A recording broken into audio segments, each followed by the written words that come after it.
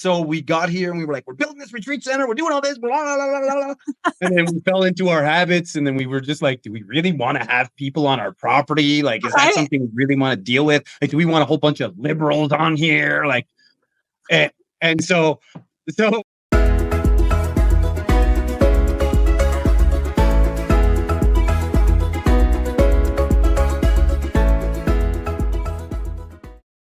Hey, welcome to the Expat's Diary podcast, where we are all about sharing the stories of expats who have made their way from their country to Costa Rica to find a new place to call home.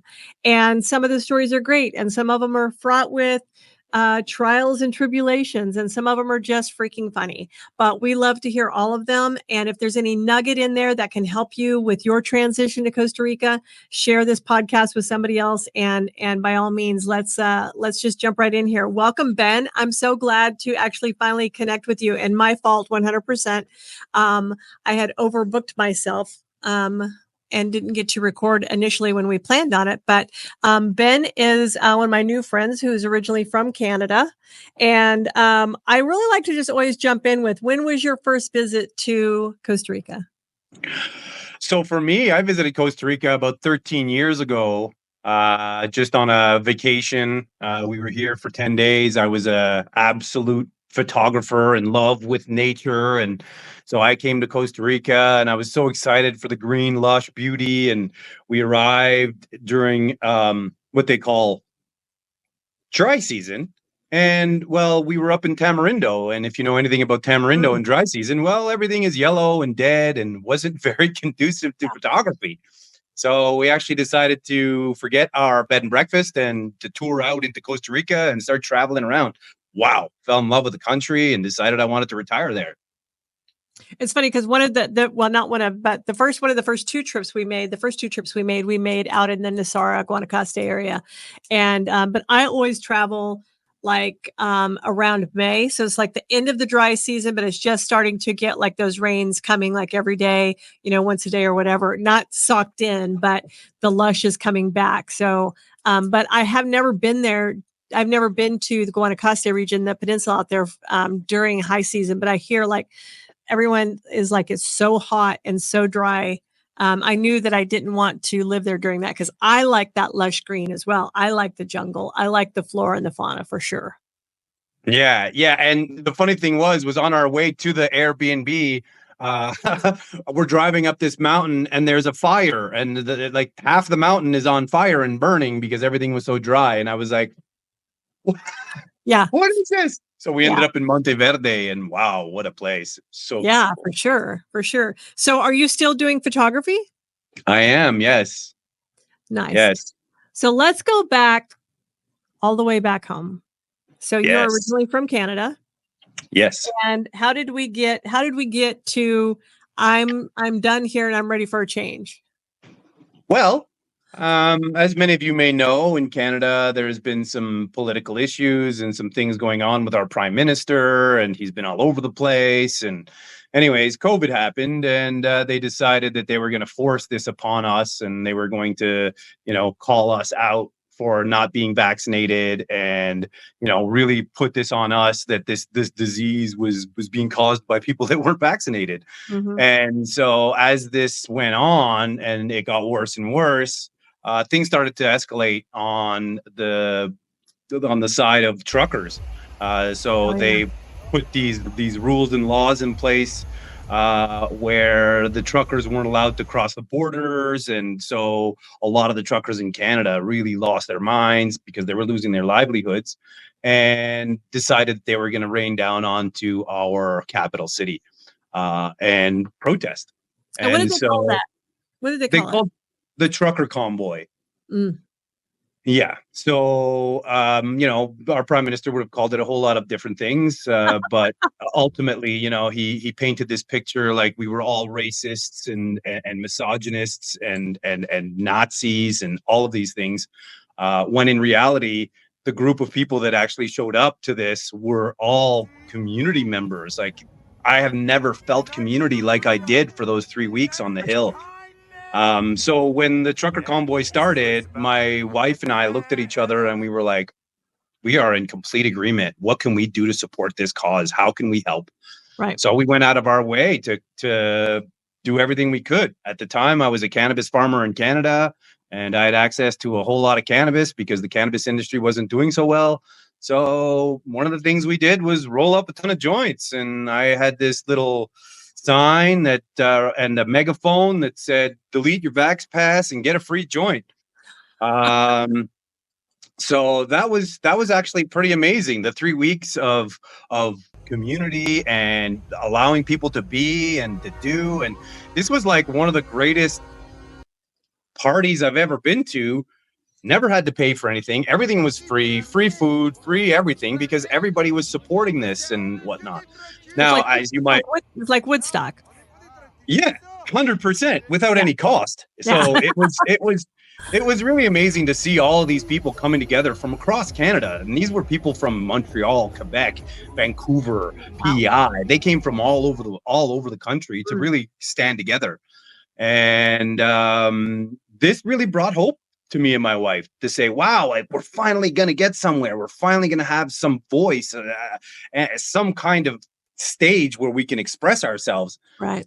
And unfortunately, our prime minister painted this picture that we were all these horrible people. And unfortunately, Canadians who couldn't even leave their house and take 12 steps out of their house to see what was really happening for themselves were really just looking for information on the television and to be told what to think, unfortunately.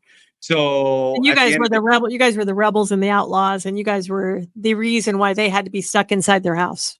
Well, and that's exactly it, right? So they pinned this all on us while we were the ones trying to fight for their liberties and their rights. And unfortunately, all they could do was pin it back on us that we were being these horrible people and that we should just go home.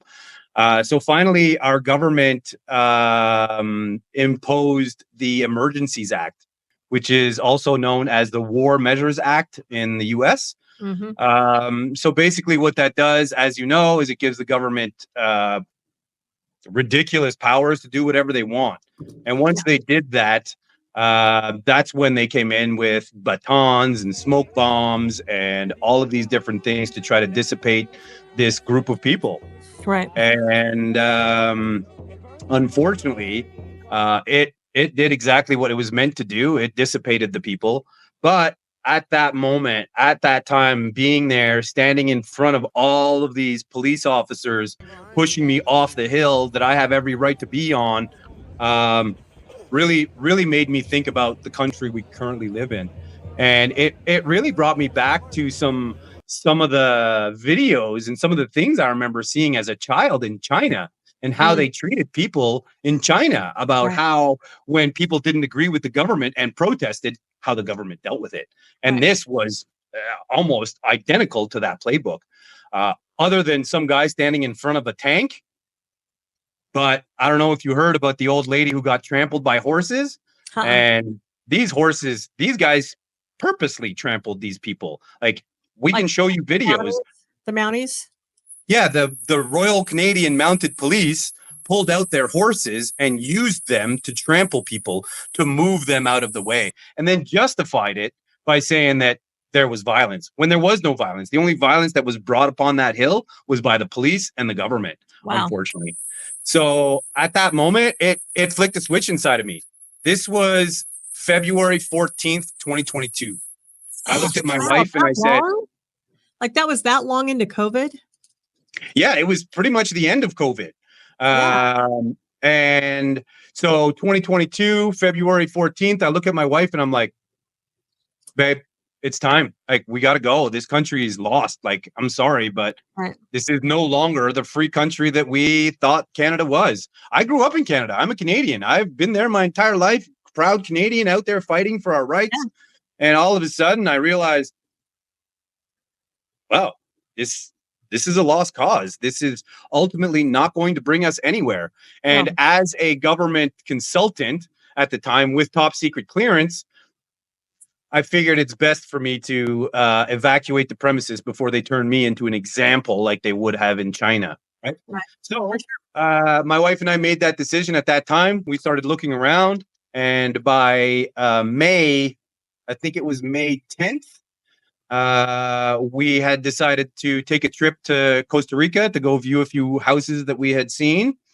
And we actually ended up having to, how would I even explain this? Basically smuggle ourselves out of Canada because as unvaccinated Canadians, we were no longer allowed to fly, take a bus, or do anything, and even leave the country.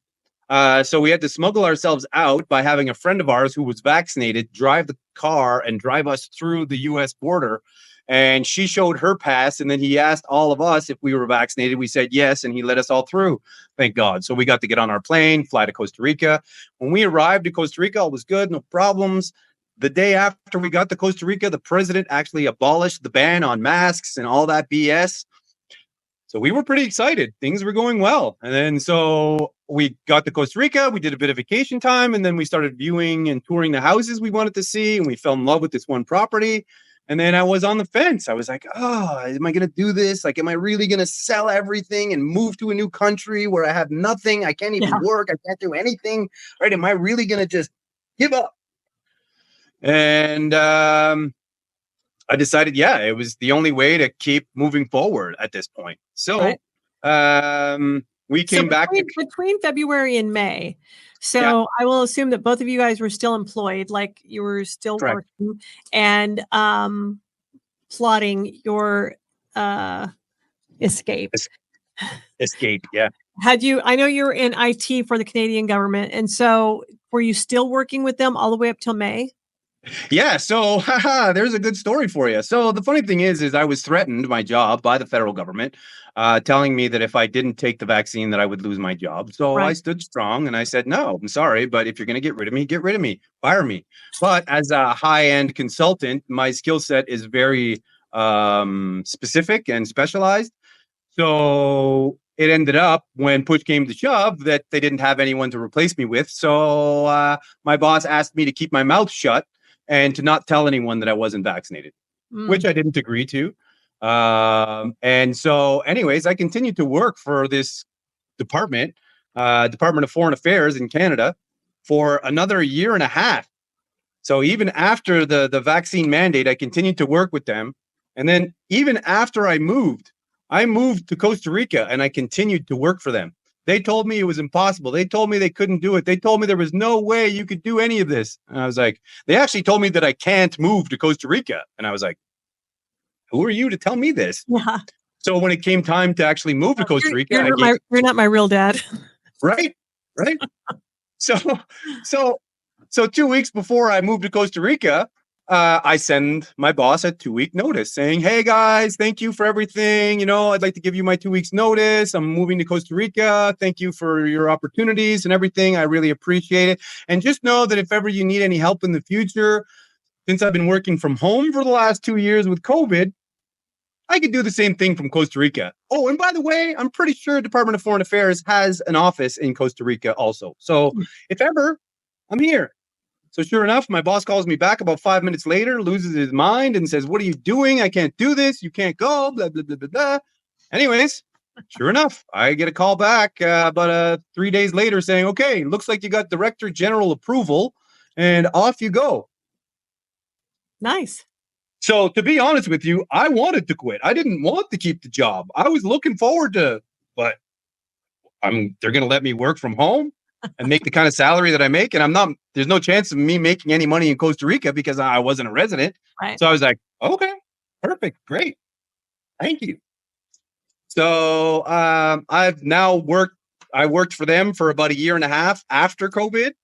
And then when the contract ended, I went off to another government agency who I'm working for now. And nice.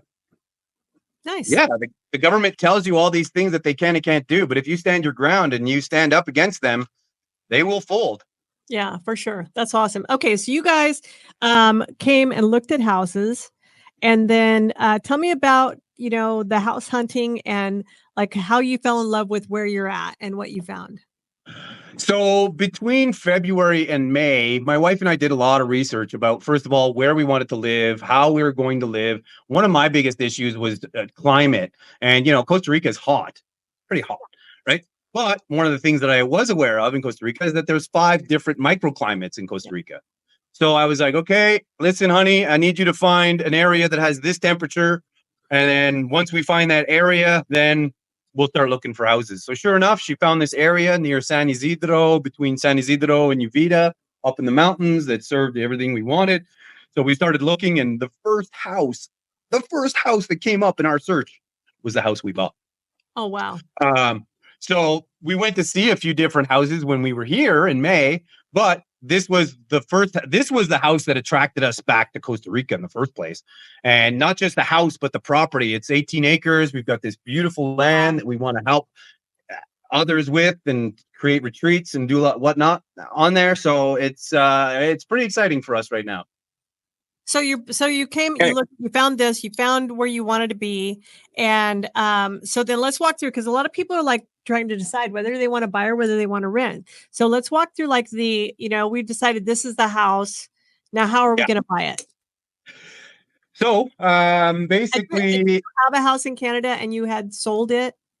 Yeah, so it hadn't been sold yet. Because when we were in Costa Rica, at this point, the decision hadn't been made. The decision had been made that we were going to move, but the decision hadn't been made where or any of those things. So the house in Costa Rica or in Canada was still there, and I was still growing the cannabis business and doing all these different things. So then all of a sudden, when we made the decision after visiting here in Costa Rica, we made our way back to Canada. And I was so on the fence because I was like, oh, how do we do this? How'd you get back in? Well, flying into my country, they have no rights, right? Because there's a law called the passport law.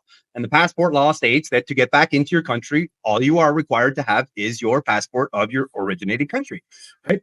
So when we arrived, they were like, oh, no, you need to fill out this ArriveCan app and you need to blah, blah, blah. And I was like, oh, no, I'm not doing that. The ArriveCan app is a scam and it's ultimately a tracking device. And no, I'm not putting that on my phone. Sorry. And so they were like, oh, well, you have to give us your address and your blah, blah, blah. And I was like, no, I don't. Sorry. And so I reread their own laws to them. And keep in mind that this is from people that weren't in any kind of power. This is not coming from the police, not coming from the security agency at the airport. It was coming from what they call Public Health Agency of Canada. And this was some bullshit thing that they created with their mandate. Well, ultimately, a mandate is not a law, right? No, I stood against them. Took us 2.5 hours to get through. They harassed us. They brought police. They tried to intimidate us. They tried to do everything. That was the moment for me. That's when I looked at my wife and I said, fuck it, we're done. Make a list. Yeah. In my language. And she was like, make a list? What do you mean make a list? And I was like, make a list. Get your phone out, make a list. And she's like, okay. And I was like, sell the house. Do this, do that, do this. Get married, blah, blah, blah. And my girlfriend at the time looks at me and she's like, did you just propose? I think you did. And I was like, well, I guess kind of, because I can't bring you to Costa Rica with me without you being my wife. So I need you to be my wife. Will you be my wife? That's funny. And so there we go. Off we went. And that was it. Like leaving that space. Oh, I forgot to tell you that at the end of all this, when we finally did not comply with any of the things and they realized that there was nothing they could do, they turned around and they gave me, my father, and my wife a $1.5 million fine each. Wow. Total of $4.5 million. Payable to who? To the government? Payable to nobody. I mean, like, I know, but like who, like the IRS to the government. I know who I'm supposed to write a check to, like payable to like the country of Canada. Right. So again, another fear tactic, another way to try to convince me to do what they want me to do. And sorry, but you guys are breaking the laws, not me. I'm following the laws and you're breaking them. And somehow I'm the problem. Anyway, so after that, I literally took the 3 fines, ripped them up in their faces, threw them at them, turned around and walked out of the airport, flew home. That day, I put the house up for sale. We started selling everything in Canada. So we arrived back in Canada on May 25th. And we had sold everything and moved to Costa Rica by August 22nd of the same year. So how did we do it? Well, we sold the house. How fast did that go? The market in Canada was ridiculous during COVID. People lost their minds. And because I had bought a 42-acre property in the country, and because all these people were now working from home, everybody wanted to live in the country. So I bought this house for $500,000 and I sold it for over $1 million. Wow. In 2 years. Good deal. Thank you, COVID. And was there cannabis still growing there? Like you had a cannabis farm? Yeah, so there was parts of the property that were still growing cannabis, but a lot of what was happening had to be ripped out and had to be taken care of because the people who were on the property didn't have licensing and blah blah blah. So okay, so you sold the house, you sold all your stuff, you've packed up whatever you're going to bring with you, and did you like ship some stuff down or did you just suitcase it? No, we suitcased it. We had 3 suitcases and 4 bins between the 3 of us. Wow. And my father was a pack rat. So he had like an entire shipping container worth of useless shit that we ended up having to get rid of. So it was a hell of a job. Let's talk about having a lot of garage sales and trying to get things done. But ultimately, everything happened the way it was meant to happen. And we sold the house on time. We were able to buy the house here. We bought it outright. So there's no need for payments. So payments are completely paid off. So we're out here living an amazing life with no debt. Whereas in Canada, I was drowning in debt. I bet. And I'm completely debt free here. And we live month to month on a $2,000 budget. Nice. Right? Nice. And so tell me where you're at again right now. Where's your location? So we're up in Pacuarito area. Okay. So we're in between Tinamaste and Perez Zeledon. Okay. I know up in the mountain. Yeah. We have stayed, we one time came down and stayed at a big place in Tinamaste. It's like way off the road, but we had, I think it used to be a resort of some sort. And then they just started renting it out on Airbnb. Like there's like 10 bedrooms and a commercial kitchen. And we had our own caretaker that was there with us the entire time. So we brought I think there was probably 12 to 14 of us that came on that trip anyway. So it was perfect for us. Okay, yeah, no so now it's August and you're back in Costa Rica and the purchasing of the house, because it was a cash transaction, how did that go? All pretty easy? And because you had acreage with it too, did you get your survey, your topography, all of that fun stuff came with? Yeah, so it was one of the requirements we had put in when we bought the house. My wife was a mortgage broker back in Canada, so she knows a lot about investments and properties and stuff like that. So the first thing we did was check out this thing called uso de suelo, which is basically how you can build on your property. So one of the things for us was a requirement that we didn't want to be limited like you are in Canada, where I had 42 acres and I could only have one house on it. And I wanted to be able to build a retreat center on the property. So we did a lot of research and we had our lawyers come back and forth to get us all the proper paperwork and whatnot, only to find out that the property was perfectly zoned exactly the way we wanted it. And it actually was broken into 2 different parcels, which is great, which will allow us possibly to later on separate the property and sell off the retreat center while we continue to live our lives on the other space. I'm going to ask you the question that I ask everybody. Like, have you guys adopted any dogs yet? No. So have they adopted you? So it's funny you say that because we did have this one dog show up on the property and she was using our front porch as her home and she was laying on the couches and she was emancipated and and I felt so bad because she was so skinny and I just wanted to help her. But I knew if I did anything, she'd never leave. Unfortunately, because I have a neighbor friend who was in the same position. He started feeding the dog.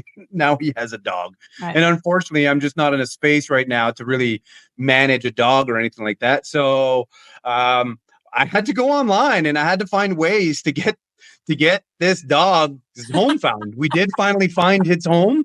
The dog ended up running away one day when people had fireworks going off and she was lost for almost 3 months. And when they finally got her back, they were super happy. So that was awesome. But no animals. We're really trying to stay away from that right now because there's just travel back and forth and the costs and the everything is just not worth it right now. Yeah. So are you guys going back and forth to Canada still quite a bit? Not that much anymore. We are trying to really stay here because the more we travel, the more we see these restrictions, the more we see all of these different types of things being put in place, like retina scanning and all this other stuff. And it's for my security. Bullshit. Anyways, Yep. so but your dad did go back, right? yeah. My dad had to go back.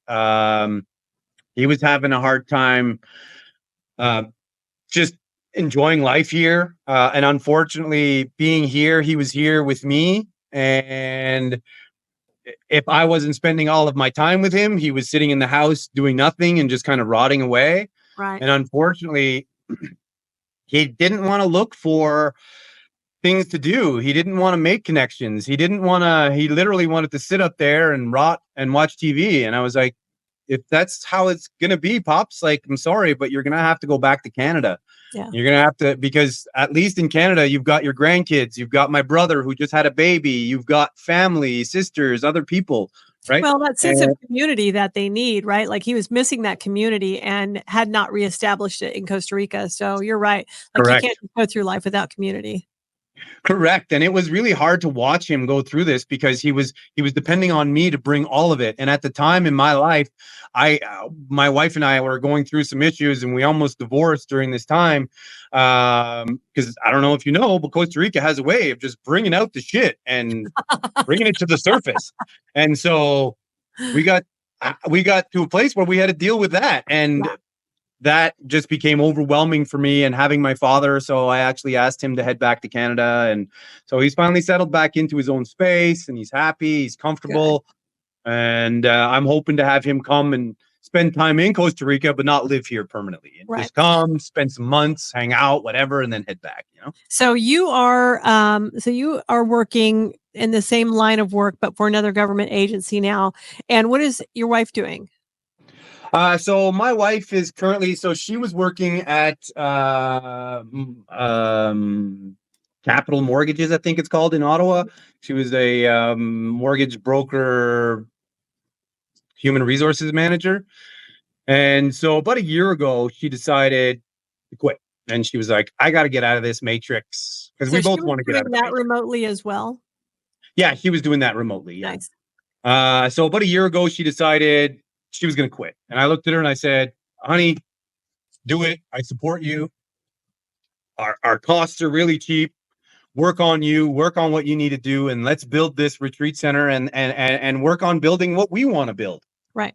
And so that's really what she's been focused on for the last year. So she's actually been working at a lot of the different ferias here, selling different products, and just putting our name out there and really trying to sell also her services for plant medicine integration coaching.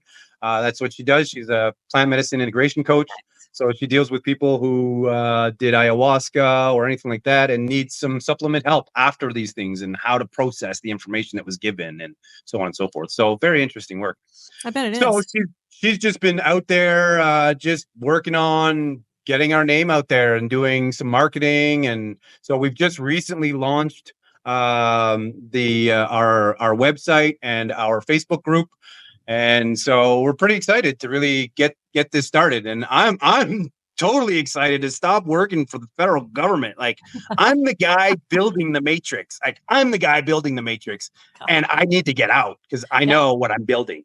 Yeah. So well, that's cool. And we'll put all of the links to their website and to their Facebook group in here as well. It'll be in the show notes. So just scroll right down there and that's where they'll be. And share it with anybody else that may need to see that as well. So are you building on the land as well? Like, are you building extra structures there? Yes. Okay. Like you've already started? So we've just finished renovations on the main house.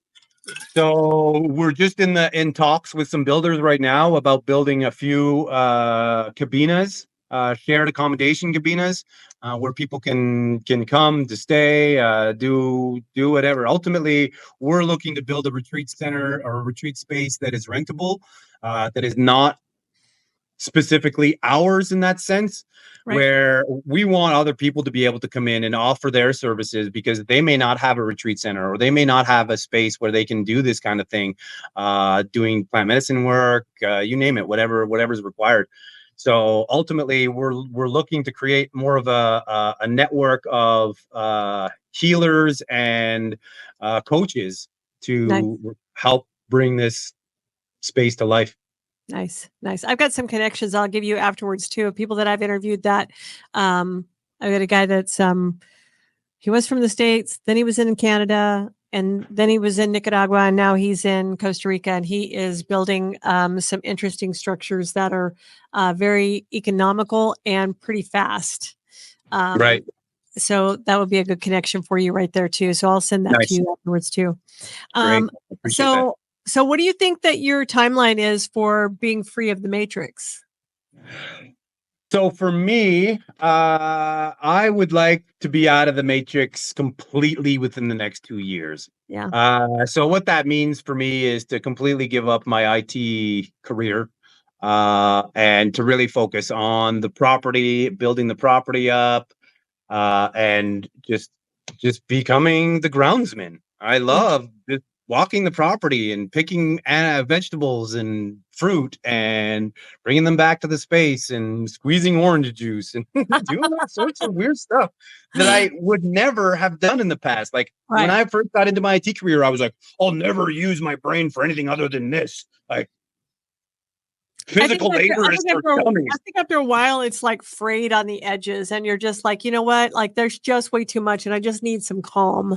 I need some stuff where I don't have to be like the dude. I don't have to be the guy that knows all the shit. Yeah, I know where the fucking oranges are. Let's go get some of those. Yeah. And that's where your bandwidth is. Like I'm an entrepreneur and we have like 4 businesses, and there's times when I'm just like, no, I don't want to. We have a meeting about this. I'm like, no, we can never have another meeting again. I don't want one more meeting. I will literally be in the meeting and I will stand up and go, I'm bored. And I just walk out because I'm just bored. It's like, carry on with your redundancy if you want to. I'm out of here. Like, I can't take it anymore. I've had way too many thoughts in my life and I'm out of thoughts. Yep. And Yep. my team, like my staff, like they're not even allowed to come to me for solutions anymore. They have to come to me. We use the 1-3-1 rule, right? 1, bring me what the problem is, bring me 3 solutions to it, and then tell me the one that you think is going to work the best. And I'll just stand there, listen to you and go, you don't need me, go on. Like, Yeah, and so now they right. don't even hardly come to me anymore because they finally learned how to solve their own damn problems. Thank God. Well, and that's the goal, right? Is to really create that space where you can have people really take over that and run with it, right? And Yeah. and put trust in them and allow them to be the awesomeness that they are. Right. So we bought 13 acres down in Golfito, and Wow. we're at about 1,000-foot elevation with a view of the bay of Golfito Bay, Golfo Dolce, and it's Oh, wow. beautiful. It's absolutely beautiful, and there's no electricity there. There is a water source, like we have a creek on the property, and then we have access to get other water as well. Right. And we have no restrictions on the land whatsoever. Isn't that And wonderful? it's like, yeah, it is. Other than there's not a home, and we know we're gonna have Right. solar because, like, for Issei to bring electricity there is like gonna be like $400,000, and I'm like, Yeah, no. right. So, And not colones. yeah, no, USD. Yeah, for sure. And so, like, we're like thinking of the same thing too. Like, what do we want there? Like, do we want to build our home? Like, ideally, I wanted to build our home there, and then I wanted to build like a couple of 3-bedroom, 3-bath homes. And then I've got it as there's so many different elevations on this property, and I wanted to build like 1 and 2 bedroom cabinas on there as well. And like I'm really like just at that place, like what's the jumping off point, right? So like I'm making the list, right? Just like you told her, get out your phone, make a list. So the Yeah. list for me is number 1, water. Number 2, solar. Like once I have those 2 things there, then I can go, okay, now what is step 1? But I've got to have these 2 things first. Right. And well, I've got to have them figured out as closely as I can. And then I think probably we were talking about the other day, and I think I've got to get a accommodations on there first. So I don't want squatters there. So I've got to get I got to get a cabina built first, just one cabina built first. And that will be for our caretaker. Where do I want that on the land? And then I'll start on one of the 3 threes, right? One of the 3-bedroom, 3-bath homes. And then that will be a place that we can live while we're doing the rest of the stuff. I'm like, but like, I have to do the steps. Like, what is step 1? What the fuck is step 1? Like, literally, like, I'm sitting here in the United States going, what the shit is step 1? Then I'm like, hang on a minute. Septic. Gotta have septic. I gotta have place for that crap too. I'm like, there's like so many things that we're making the list of the stuff that we need to start with, but water first, solar, then we'll figure out the rest of it. Yeah. It's a lot, right? Yeah. But once you build it, once you have it set up, it's paradise. To be honest with you, like if I could never leave my property again. Same, right? Like same, like I don't know where I need to go. Like where the hell do I need to go? Nowhere. I've been the places I need to go. This is, and it's funny because all of my kids, I have 5 grown kids, and all of them have been to Costa Rica and they get it. They're like, oh my God, when you get the property, because 2 of my sons are union electricians, and they're like, we're studying solar right now. We'll have it figured out. By the time you guys are ready for that, we'll have the solar problem solved. And I'm like, okay, great. Like, let's do that. Amazing. Internet will be Starlink. So thank you, Elon, for already figuring that out for me. Yep. So I don't have to worry about Clara or whatever else they have going. That's crap right now. And I'll just hook up to Starlink and I'll be good there. And I'm ready. I'm ready for step 1. So we're not coming back down again right now until probably December. Myself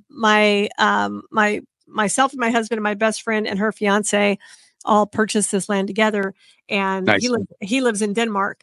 And so logistically for us, it's super easy, right? Like we literally can, as long as we make it to Dallas or Miami, we got a nonstop flight there. And but for him, it's like get to Frankfurt, get to here, get to there, so he can get over. And so we're coming, and I'm going to tell you, this story is a God's honest truth. So I know you said this is one of the first properties that you looked at. So we were buying a hotel in Costa Rica, and that all fell apart. All of that fell apart. But while we were there doing our due diligence, because it was down in Golfito too, while we were doing our due diligence, Beverly and I had taken this drive just to go look out there. Like, she goes, I saw this video of this guy driving up Tower Road in Golfito. We got to go check it out. I'm like, okay. So we drove up there, and the views were so spectacular. We were just stopping, taking pictures. And then we were sending pictures back to my husband and Franz.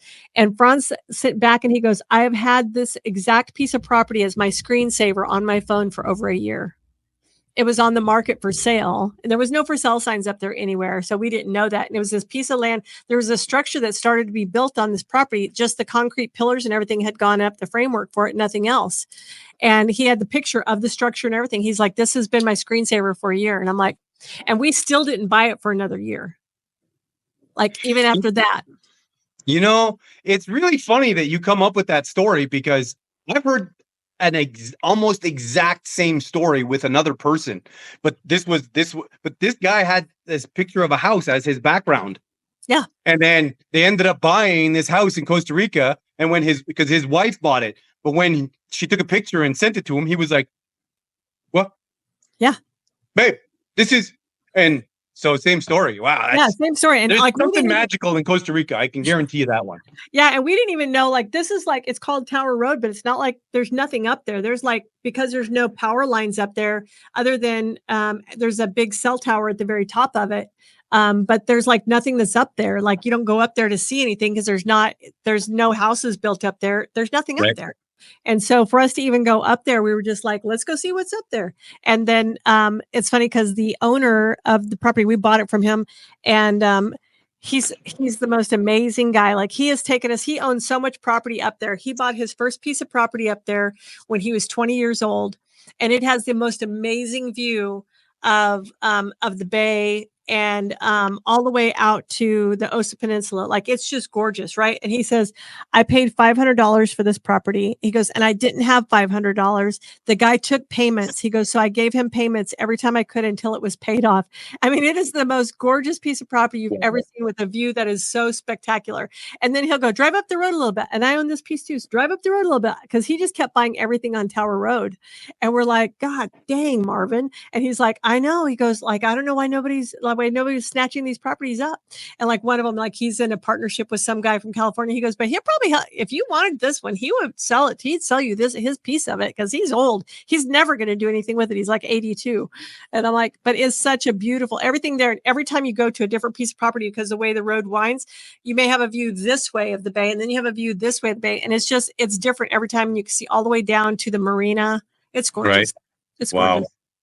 Amazing. And they're doing a lot of developing down there. Like, it's just kicking off, like, probably after we come out of rainy season, they're going to start building. I hear they're starting to look at building an international airport down that way. Yeah. Down by Palmar Norte. Is where they've picked for it, which will just be great for whatever we're doing. So there's cruise ships that already come in there. They're the smaller ones that come into that marina right there. Like, I think the biggest one we saw probably had like 600, like would hold 600 passengers. But the Ritz-Carlton has a fleet of, they just look like mega yachts, and they have a max capacity of like 300. They're beautiful. These black ships, they're gorgeous when you see them come to port. And Golfito is one of their stops on the way there. But the thing about it is that there's nothing to do there. So you see all these random gringos walking around town with nothing to do. There's not even anybody on the side of the road with a cart selling them a beer. Like, there's nothing. They're just wandering around going, I don't know what there is to do here. And I'm like, oh, dude, this is my brain, all the little fringes on the edge. I'm like, oh, we're going to get some tours going. We're going to contact the cruise ships immediately. We're going to have those pre-sold from the time they hit. We're going to meet them at the end of the gangplank right there with a cold imperial, and we're going to whisk them away and do a thing. You know, I'm like, I just want them to have fun when they're literally, this one guy was getting off and he goes, this guy told me for like $100, he'd take and show me where these 2 macaws are nesting right now. And it's over by the hospital somewhere. And I'm like, he goes, but he's not here. And I'm like, because they never show up. The tour guides never show up. And so we've got him in the vehicle. And we're like, well, I can take you to the hospital, but I don't know where the macaws are. And we just took him, dropped him off over there and went, good luck to you, sir. Yeah, so that's there's funny. Nobody that's organizing anything. And they have a university there that the graduates either graduate with a degree in hospitality or in tourism. And I'm like, where are they having to go once they graduate? Because there is no hospitality there. There's like, until these big chains come in, there's nowhere for them to work. They have to go somewhere else. Like, they have to go to Jaco or Tamarindo or the Central Valley or whatever to be able to even use the degree that they've gotten. Yeah. Well, so many Costa Ricans that I know here have these amazing degrees and don't use any of it. Right. Well, I'm going to be tapping all of them going, hey, when you graduate, I need you. Yeah, exactly. Or maybe I'll just sit on my property and do nothing and go, man, remember that time I thought I was going to do something and I didn't. I'm going to sit here and I'm going to have some squeezed orange juice.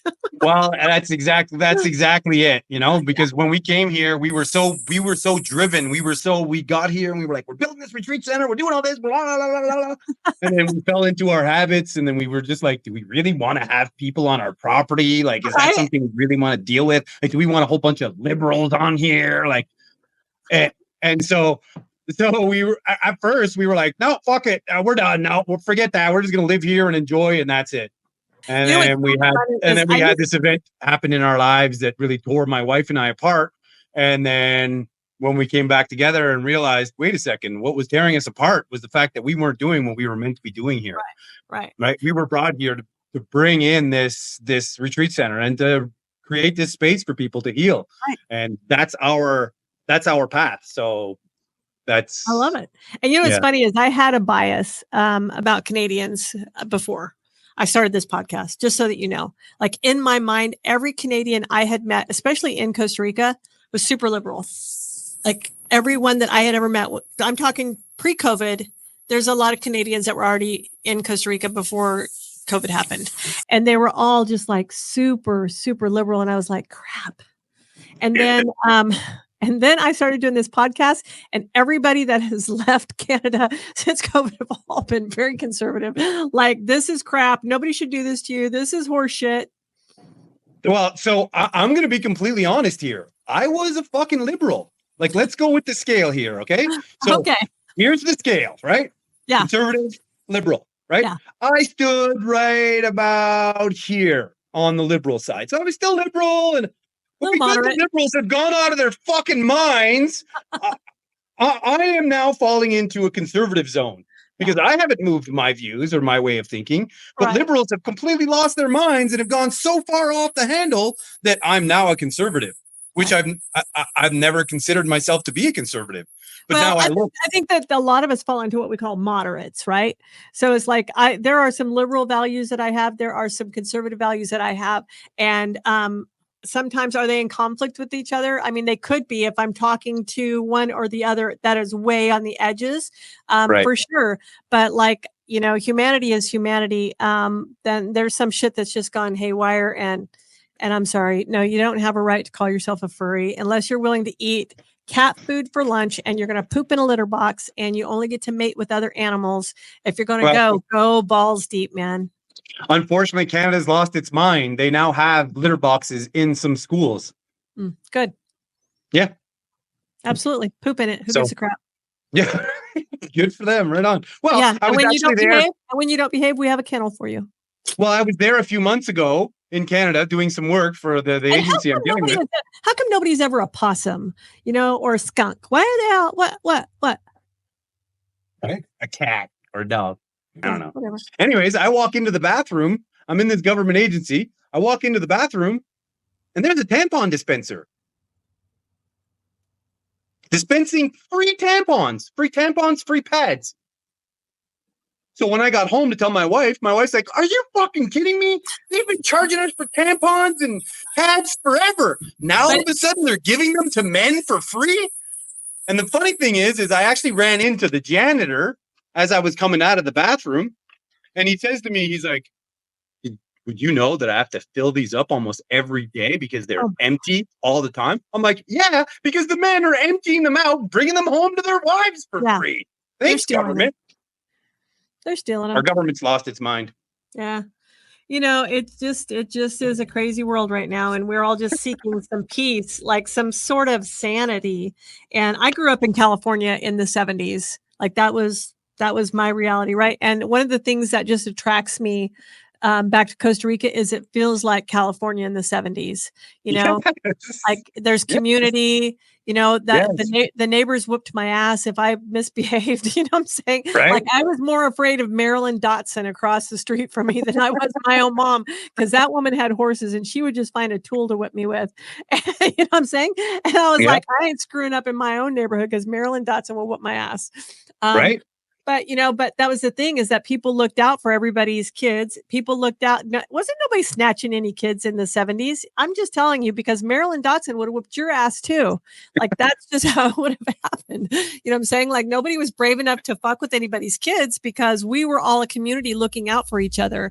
And we're not that anymore. We are so divided, and it's by creation, unfortunately, that I'm just ready to get back to that place where I know who my neighbors are. I know the Tico neighbors, the Tika neighbors. I know all of them. I know what their kids are. I mean, 100%. I just want to be part of a community again. And I don't know that I can find that in the US where it's not so divided. I 100% agree with you. My wife and I absolutely love being down here. I think the one thing that I love the most is when I see the guy on his motorbike with his 7-foot surfboard and he's sitting on it sideways while he's driving down the highway, right? Like, there's no way he would have been stopped coming out of his house in Canada. Like, or some Karen would have called the cops on him, you know? Yeah, or the mom and the dad who have 2 other kids on the motorcycle with them. Like they're all just strapped together heading down the road. I'm just like, holy crap, be careful going around these people. They have got places to be. Right? But to me, that's what freedom is. That's what freedom has been. It's not protecting you from yourself. That's not freedom. That's control. Yeah, because in the US, they would have gone and take those kids away and put them somewhere else because that parent wasn't smart enough to have their own kids. Right. And probably with parents who probably abused them and molested them and did all these things to them, while their actual parents would have loved them and given them an amazing life. Yeah, let's But take them because out they of had them the, on a motorcycle, they're insane. we'll take them out of the home and put them in molester care. Yeah, right. Crazy. All right, Ben, we're going to wrap this up today. Everybody, like Pura Vida is what we scream all day long. We all want to live the Pura Vida life. And if you've enjoyed this podcast and getting to know Ben, just share this podcast, like it, download it, whatever platform that you're on, do that thing, because everyone needs to know all of the lessons that we've all learned ahead of time on our trip to relocating to the beautiful country of Costa Rica. So Yes. everybody else have a great day. Ben, you go enjoy the rest of your day today. Amazing. Thank you so much for your time, Robin. Absolutely. Bye-bye, It's everybody. been great. Thank you. Bye-bye.